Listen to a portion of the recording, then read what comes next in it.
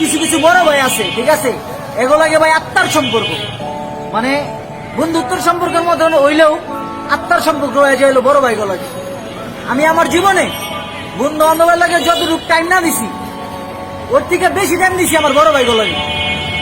মানে বিপদ আপদের সবকিছুর মধ্যে বড় ভাইরা হাজির হয়ে যাবে। সবকিছুর জ্ঞান, কথাবার্তা কেউ জানো না জানো, বড় ভাইরা ঠিকই জানে।